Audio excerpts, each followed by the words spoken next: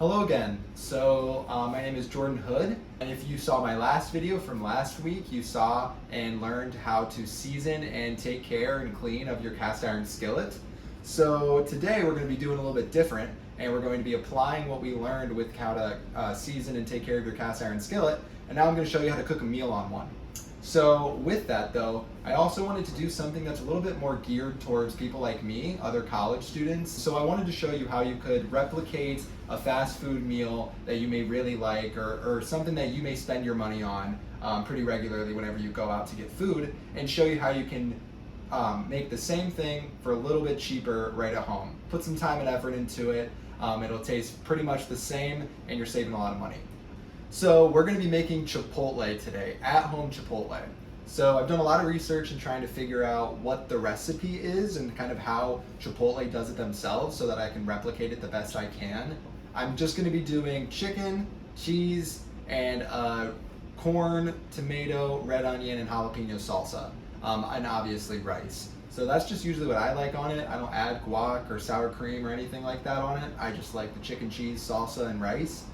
So I'm going to take you guys with me to the grocery store so that you can help me pick out everything that I'm going to need for this, and then I'll show you how much it costs. I'm really trying to shoot to make at least 3 helpings of this, 3 different servings, so 3 different bowls that you can do for meal prep at least. And I'm also trying to keep it under 15 bucks. So that's kind of my goal for myself. So let's go out to the store and get some of the supplies that we're going to need. I'm going to be heading out to Walmart today because, like I said, the purpose of this video is to kind of show you how you can replicate a fast food meal you might want to spend your money on, but do it at home for cheaper and have it taste pretty much the same. So for that reason, I'm going to be going to Walmart just because I think I'm going to be able to get some pretty cheap produce and some pretty cheap meat there. So I'm going to take you guys with me and we'll see how it goes.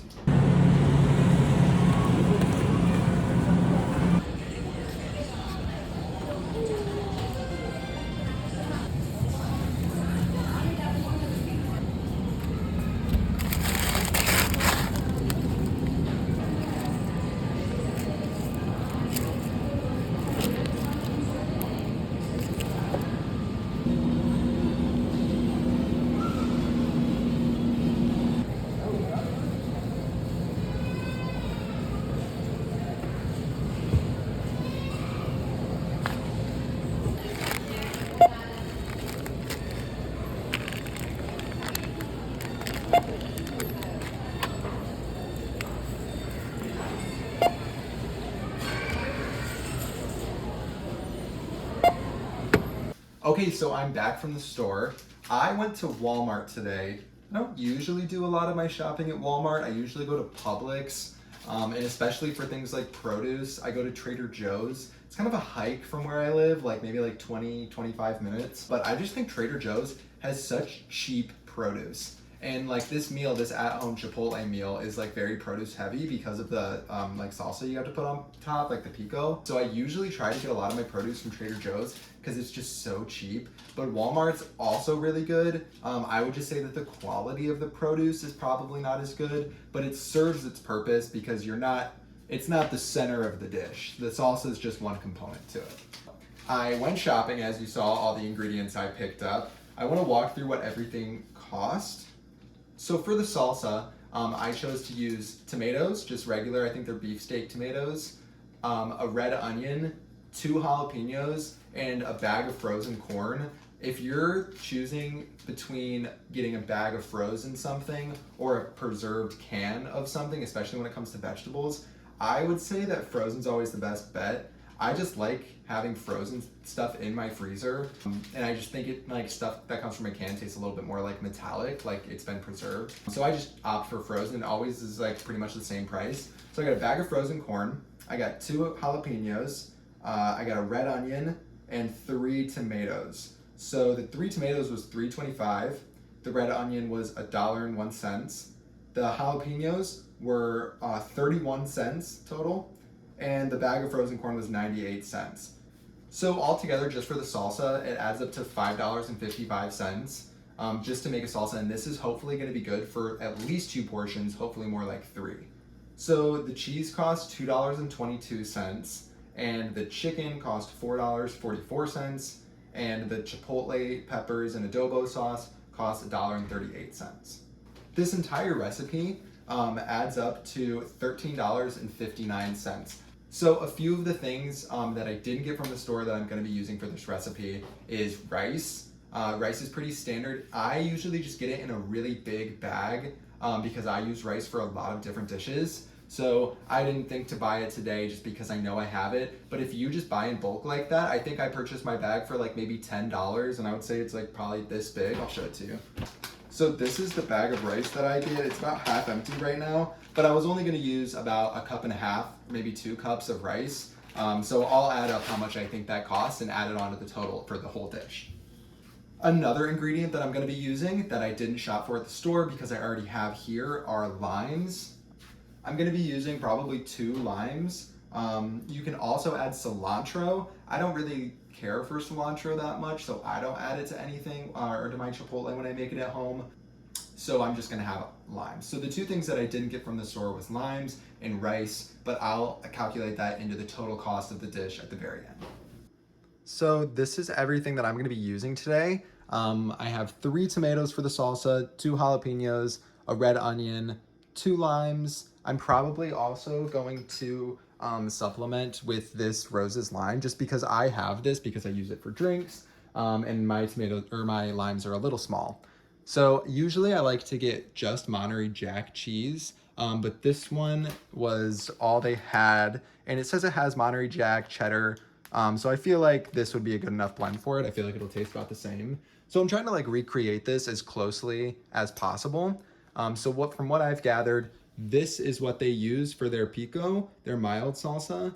And then it's basically just like the same thing with their corn salsa. So their pico is just tomatoes, red onion, jalapenos, whereas their corn salsa is corn, red onion, jalapenos. So what I usually do is I just make it one big salsa. So that's what I'm gonna be doing today, just because that's the way I like it. And then I won't be adding any guac or sour cream just because, again, that's just not how I like it. And also this is best for if you're just trying to keep things cheap. So we're gonna start by making our rice just because that can be done at any time because it'll just stay in the rice pot and stay warm. So first we need to wash the rice. So you could just put the rice right in the pot and wash it in here and just drain the rice out. But what I like to do is I have this like fine mesh strainer. So I like to just pour my rice into this and wash it like here.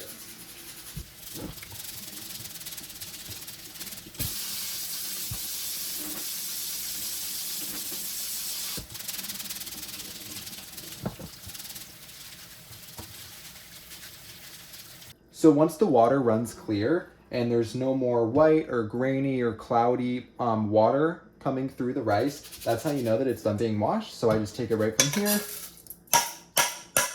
and put it right into the rice pot. So it's filled up with water now, and I usually only cook a cup of rice at a time. So I kind of know where to measure it at this point. I know there's a lot of different ratios that people say and a lot of different things and tips for cooking rice. I have heard, and the tip that I usually use the most is to stick your finger all the way in and then just kind of like mark on your finger where the water level went up to, and then put it over top of the rice so that the tip of your finger should be touching the top of the rice.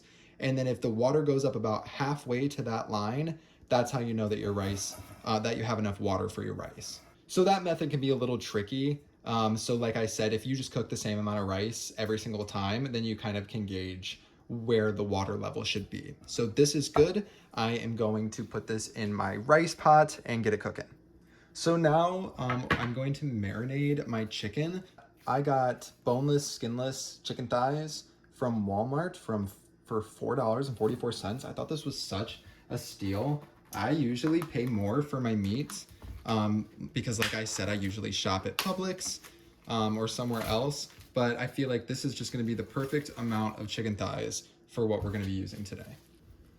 So now I'm just gonna start kind of trimming the fat off the meat. You can just try to get as much as you can, but really it doesn't matter if you leave like little bits. I usually just try to get these big chunks off the side as much as I can and do a better job than me of making it so you're only cutting away at fat and not at chicken. So then do this for all of your chicken thighs.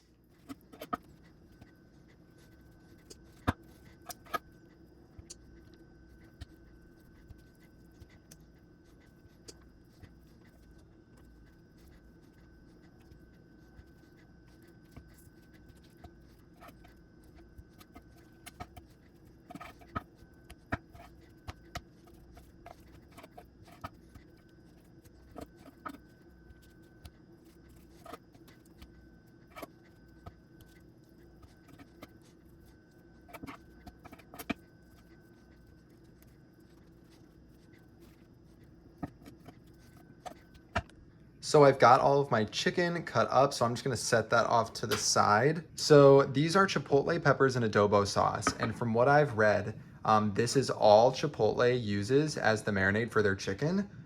So that is what we are gonna use today. So this part's really simple. So I have this Ninja food processor, which is very nice, and I got it as a gift, and you definitely do not need something as nice as this. You could just use like a $15, $20 Magic Bullet blender. Or if you don't have anything, you could always just take the peppers out, chop them all up, and then throw them in to be the marinade. So what I did was I just filled this can up about halfway with water just to like clean the sides.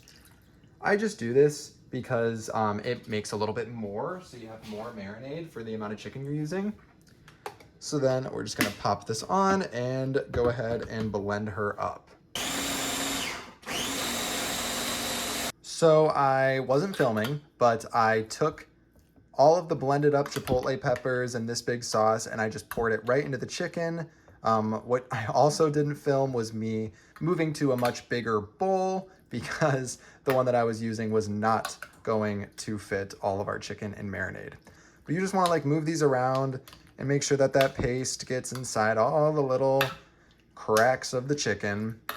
And then we're gonna cover this with a lid, and then we are going to put it in the fridge until we are ready to cook it. Okay, so now we are going to make the salsa. So I'm just gonna start cutting everything up. This bag I'm just gonna steam right in the microwave. So I'm gonna pop that in there, start cooking everything up, and throw it into one big container.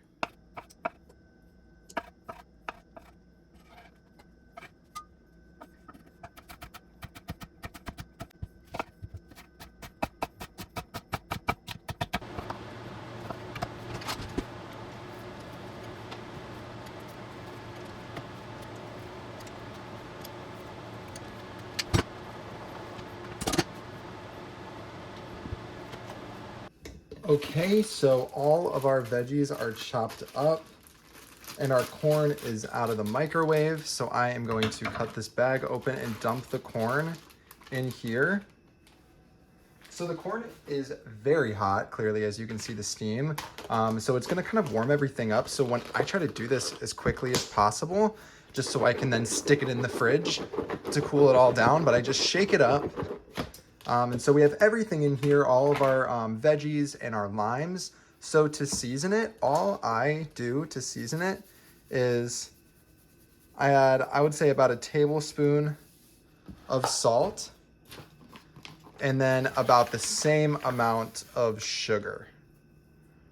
So you could really like add whatever you want to this. I just like it to taste really fresh, but it's really just to taste. So I might come back to this and add a little bit more to it. And then this is gonna go in the fridge.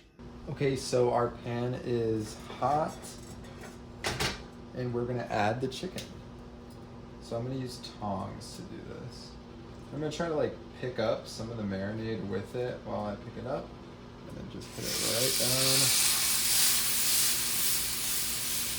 I slide it around a little bit just to make sure that it doesn't stick right away.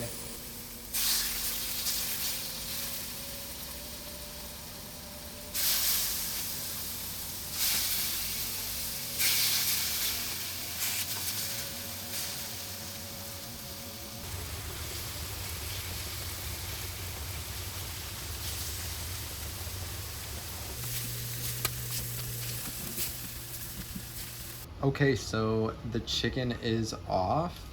So all we're gonna do now is just, we let it sit for about 5 minutes or so, just for it to like cool off and for it all to settle.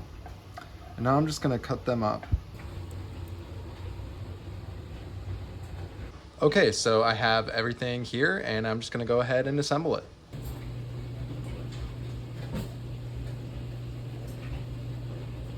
I thought it was delicious. I thought it was filling. I'm only halfway through my bowl and I am already set for the rest of the time.